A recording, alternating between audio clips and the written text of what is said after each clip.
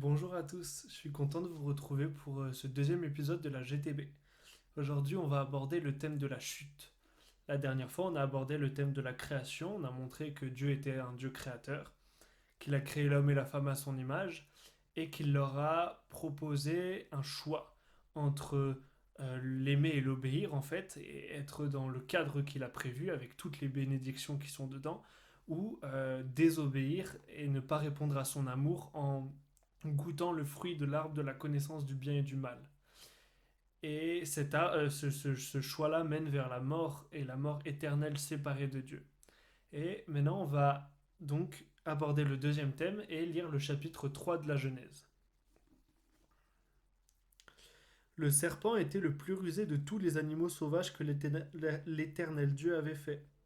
Il dit à la femme: Dieu a-t-il vraiment dit: Vous ne mangerez aucun des fruits des arbres du jardin? La femme répondit au serpent: Nous mangeons du fruit des arbres du jardin. Cependant, en ce qui concerne le fruit de l'arbre qui est au milieu du jardin, Dieu a dit: Vous n'en mangerez pas, et vous n'y toucherez pas, sinon vous mourrez. Le serpent dit alors à la femme: Vous ne mourrez absolument pas. Mais Dieu sait que le jour où vous en mangerez, vos yeux s'ouvriront, et vous serez comme Dieu. Vous connaîtrez le bien et le mal. La femme vit que l'arbre était porteur de fruits bons à manger, agréables à regarder et précieux pour ouvrir l'intelligence. Elle prit de son fruit et en mangea. Elle en donna aussi à son mari qui était avec elle, et il en mangea. Leurs yeux à tous les deux s'ouvrirent, et ils prirent conscience qu'ils étaient nus. Ils attachèrent des feuilles de figuier ensemble et s'en firent des ceintures. Quand ils entendirent la voix de l'Éternel Dieu en train de parcourir le jardin vers le soir, l'homme et sa femme se cachèrent loin de l'Éternel Dieu au milieu des arbres du jardin. Cependant l'Éternel Dieu appela l'homme et lui dit: Où es-tu? Il répondit: J'ai entendu ta voix dans le jardin et j'ai eu peur parce que j'étais nu, alors je me suis caché. L'Éternel Dieu dit: Qui t'a révélé que tu étais nu? Est-ce que tu as mangé du fruit de l'arbre dont je t'avais interdit de manger?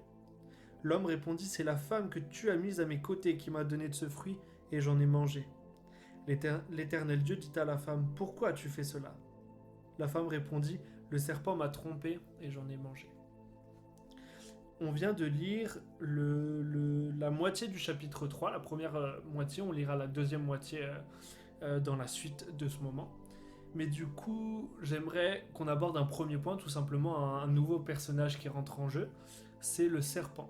Alors voilà, très simplement pour vous expliquer, le serpent est une représentation de Satan.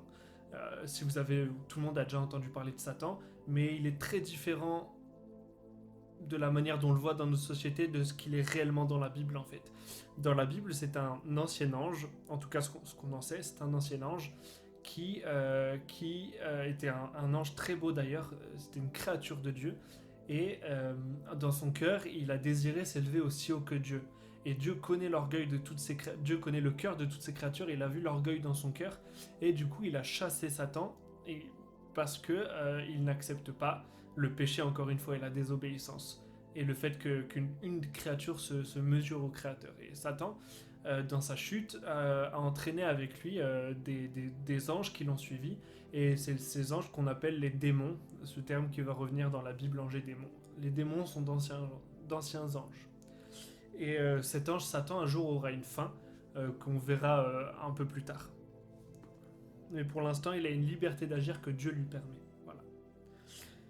Donc, si vous avez bien compris ce passage, on assiste à la chute d'Adam et Ève. Alors, désobéissance envers Dieu. On avait dit, encore une fois, Dieu a dit: si vous mangez du fruit de l'arbre de la connaissance du bien et du mal, vous mourrez. C'est comme ça. Et on assiste à une discussion qui est assez intéressante entre Satan et l'homme et la femme, et surtout la femme, vu que c'est elle qui s'exprime. Et elle va être remplie de mensonges, cette discussion, si vous l'avez bien retenue. Quand on voit ça, le serpent dit à la femme: Dieu a-t-il vraiment dit? C'est ce serpent est vraiment en train de mettre le doute dans le cœur de la femme en tordant les paroles que Dieu a dit. Dieu leur a dit: Vous ne mangerez pas. Et le serpent dit: Dieu a-t-il vraiment dit? Est-ce que vous avez aussi bien compris ce que Dieu a dit? Et alors que Dieu a été très clair. Et on voit que la femme était a bien compris ce que Dieu a dit, parce qu'elle dit nous mangeons du fruit des arbres du jardin, cependant, en ce qui concerne le fruit de l'arbre qui est au milieu du jardin, Dieu a dit, elle cite, Dieu a dit, vous n'en mangerez pas et vous n'y toucherez pas, sinon vous mourrez. Et le serpent, c'est là qu'il voit que la femme est sûre d'elle, alors il va lui dire non, c'est faux, vous ne mourrez pas. Et par contre, le jour où vous en mangerez, vous serez les égaux de Dieu, en fait, en quelque sorte. Et la femme, tout d'un coup, il y a une excitation d'orgueil qui monte en elle. Et ça, on le voit que la tentation commence à produire du fruit. Quand le verset 6, la femme vit que l'arbre était porteur de bons fruits à manger, agréable à regarder et précieux pour ouvrir l'intelligence. Et elle compte sur cet arbre pour lui ouvrir l'intelligence, comme si c'était pas déjà le plan de Dieu, que en apprenant à vivre avec Dieu, leur intelligence se développe et leur savoir se développe, parce qu'ils ont l'éternité pour ça, mais ils veulent le faire par leurs propres moyens, et l'orgueil de la femme s'excite. Et, euh, et du coup, elle chute, et elle en donne à son mari, et il chute. Et on arrive à une fracture totale entre les deux premiers chapitres, la moitié de, enfin les premiers versets, et ce moment-là, il y a à partir de ce moment-là jusqu'à la fin de la Bible, il y a une fracture qui a été créée entre Dieu et les hommes. Et là, on va introduire le terme de péché et on va le définir ensemble. Le terme de péché qu'on utilise dans notre société, mais que voilà, on peut retrouver dans la Bible et on va l'utiliser. Du coup, c'est bien qu'on le définisse ensemble. Il y a l'idée de rater la cible, en fait. Dieu avait le plan qu'on a dit, et l'homme et la femme, ils ont péché, ça veut dire qu'ils ont raté la cible. Ils ont refusé de rentrer dans le plan de Dieu, ils ont désobéi, ils ont été infidèles. Mais le péché se situe vis-à-vis des ordonnances de Dieu. Dieu a donné un ordre, ils ont désobéi, et c'est là qu'est le péché, en fait, c'est la désobéissance à Dieu. Ce péché a des conséquences. Et la première conséquence du péché, c'est la mort. On l'a dit, Dieu l'a répété, je l'ai répété aussi assez de fois, c'est vraiment dans le verset, dans les chapitres, le jour où vous en mangerez, vous mourrez. Et Satan dit non, vous ne mourrez pas, vous n'aurez pas la conséquence de votre désobéissance. Mais si, Dieu a dit vous mourrez, et là ils sont morts, et on va comprendre ensemble quelle est réellement cette mort en voyant les conséquences du péché. Une des premières conséquences, donc leurs yeux s'ouvrent, et maintenant ils connaissent quelque chose qu'ils ne connaissaient pas. Ils se rendent compte qu'ils sont nus. Avant, ça ne leur posait pas de problème. Et ils commencent à avoir peur. Quand ils entendirent la voix de l'Éternel Dieu en train de parcourir le jardin, l'homme et sa femme se cachèrent. Vous vous rendez compte? La conséquence du péché, c'est qu'ils voient qu'ils sont nus. Et en fait, nous, on peut aussi comprendre par ça un sentiment de honte, en fait. L'homme et la femme sont vraiment honteux devant Dieu parce qu'ils ont désobéi alors que Dieu leur avait tout donné. Et ils essayent de se cacher de Dieu. Et au verset 10, l'homme dit « J'ai entendu ta voix dans le jardin et j'ai eu peur ». L'homme qui était pourtant la créature chérie de Dieu, Dieu l'aime plus que le reste de sa création et il lui donne des choses tellement bonnes, il lui met la femme à ses côtés et l'homme trouve moyen d'avoir peur de Dieu en fait. On voit la fracture nette. Avant c'était une relation de confiance, maintenant l'homme a peur. Et l'homme sait très bien pourquoi il doit avoir peur. L'Éternel Dieu dit « Qui t'a révélé que tu étais nu? Est-ce que tu as mangé du fruit dont je t'avais interdit de manger ?» En fait, le problème, c'est pas... l'homme dit j'ai eu peur parce que j'étais nu, je me suis caché. Mais le problème, c'est pas que l'homme soit nu. Il s'en est rendu compte parce qu'il a désobéi. Mais le problème, c'est que l'homme a désobéi et qu'il a mangé de ce fruit. Et maintenant, il va devoir rendre des comptes. Mais vous voyez, il a peur. Il est honteux. On va voir une autre conséquence. L'homme répondit à Dieu, c'est la femme que tu as mise à mes côtés qui m'a donné de ce fruit et j'en ai mangé. Une autre conséquence de la chute, c'est l'accusation. Le cœur de l'homme n'est plus humble à se dire mais pardonne-moi Dieu, j'ai péché, excuse-moi, je reconnais mes torts. Là, il va s'enfoncer et il va dire c'est la femme, donc c'est sa faute, c'est elle qui m'a donné le fruit, c'est sa faute et c'est toi qui l'as mise à mes côtés. Dieu, si tu voulais, en gros, ce qu'il est en train de dire, Dieu, si tu voulais pas que je chute, fallait pas mettre cette femme à mes côtés.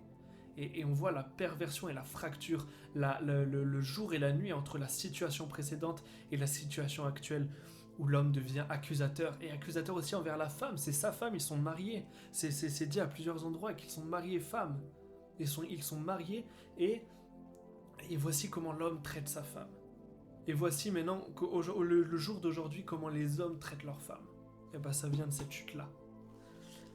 Ensuite, il parle à la femme, il dit « Pourquoi as-tu fait cela ?» Et la femme a dit « Le serpent m'a trompé et j'en ai mangé. » Elle aussi, elle accuse le serpent, elle est totalement coupable, l'homme est totalement coupable, et ils accusent l'un et l'autre le serpent. Ils s'accusent tous les uns les autres jusqu'à même accuser Dieu. On voit la situation à quel point elle est dégradée. Et ça, on appelle ça la mort spirituelle. L'homme et la femme ne sont pas encore morts physiquement, mais ils sont morts dans leur relation avec Dieu. Le spirituel, quelque chose qu'on ne voit pas, mais que la Bible nous décrit comme existant, en fait, tout ce qui est relation avec Dieu et tout ça, c'est coupé. Mais le problème, c'est que maintenant qu'ils sont coupés de la relation avec la source de vie, eh bien, en fait, ils sont morts. Ils sont incapables de ne plus pécher. Avant, ils étaient soumis à Dieu, qui était une bonne domination, et maintenant, ils sont soumis à leurs péchés et à leurs désirs mauvais. Ils ne peuvent plus y échapper. Et on va lire maintenant la suite, à partir du verset 14. Donc l'Éternel Dieu dit au serpent, « Puisque tu as fait cela, tu seras maudit parmi tout le bétail et tous les animaux sauvages. Tu marcheras sur ton ventre et tu mangeras de la poussière tous les jours de ta vie. Je mettrai l'hostilité entre toi et la femme, entre ta descendance et sa descendance. Celle-ci t'écrasera la tête et tu lui blesseras le talon. » Il dit à la femme, « J'augmenterai la souffrance de tes grossesses. C'est dans la douleur que tu mettras des enfants au monde, tes désirs se porteront vers ton mari, mais lui, il dominera sur toi. » Il dit à l'homme, « Puisque tu as écouté ta femme et mangé du fruit au sujet duquel je t'avais donné cet ordre, tu n'en mangeras pas, le sol est maudit à cause de toi.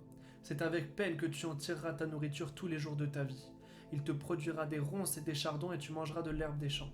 C'est à la sueur de ton visage que tu mangeras du pain, et ce jusqu'à ce que tu retournes à la terre, puisque c'est d'elle que tu as été tiré. Oui, tu es poussière, tu retourneras à la poussière. » Dieu est un Dieu saint. On a compris et on a dit que Dieu détestait le péché, il a horreur de la désobéissance, et ça, on n'arrive pas à le comprendre parce qu'on n'arrive pas à comprendre à quel point il est saint, à quel point il est pur, à quel point il est Dieu en fait. On ne connaît pas assez Dieu pour comprendre l'ampleur de la désobéissance de l'homme et de la femme. Et il y a des punitions qui vont tomber. Donc j'écarte un peu celle du serpent pour me concentrer sur l'homme et la femme. Il dit à la femme, j'augmenterai les souffrances de ta grossesse. Et il dit aussi, tes désirs se porteront vers ton mari, mais lui, il dominera sur toi. Et là, on va rentrer dans la nouvelle définition de domination.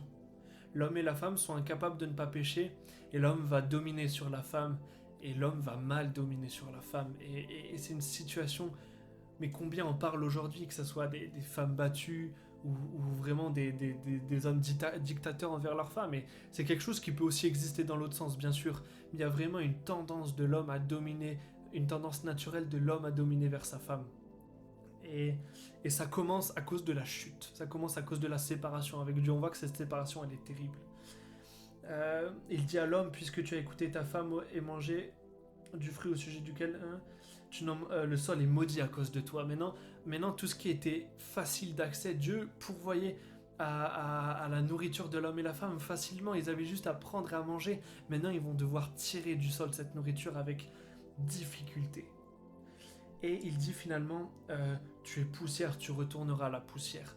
Dieu est dit, là il faut qu'on comprenne, il est en train de donner un laps de temps à l'homme sur terre.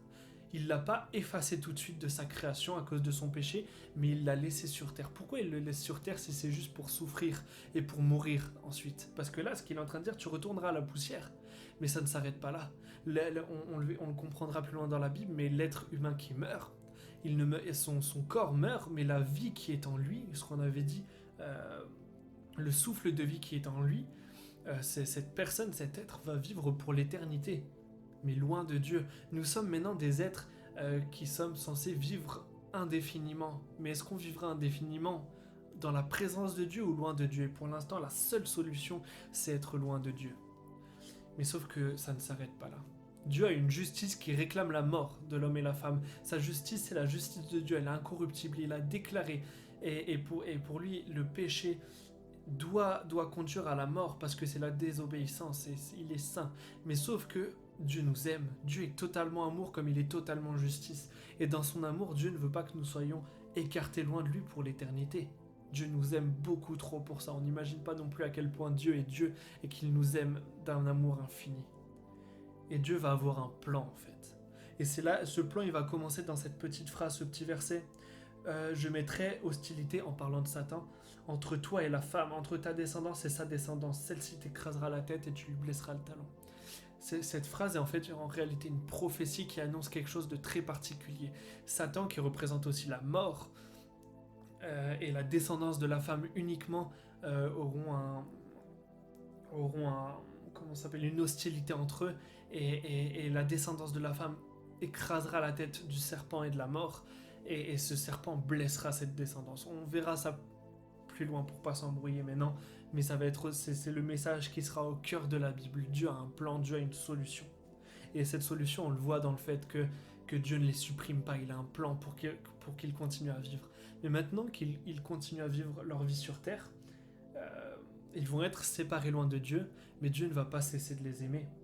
On voit au verset 21, l'Éternel Dieu fit des habits en peau pour Adam et pour sa femme. Il les leur mit. La conséquence du péché d'Adam et Ève, ils étaient nus. Dieu le sait, il va les habiller parce qu'ils vont avoir froid. En vêtements de peau, et la conséquence, c'est qu'il va tuer un animal. Il va tuer un animal, et voici la première mort, en tout cas décrite, pour habiller l'homme et la femme. La conséquence du péché, encore une fois, c'est la mort. C'est la mort d'un animal, mais Dieu les aime, et il va les habiller, il va prendre soin d'eux. Et ensuite, dans les versets suivants, Dieu les chasse du jardin. Ils sont chassés du jardin.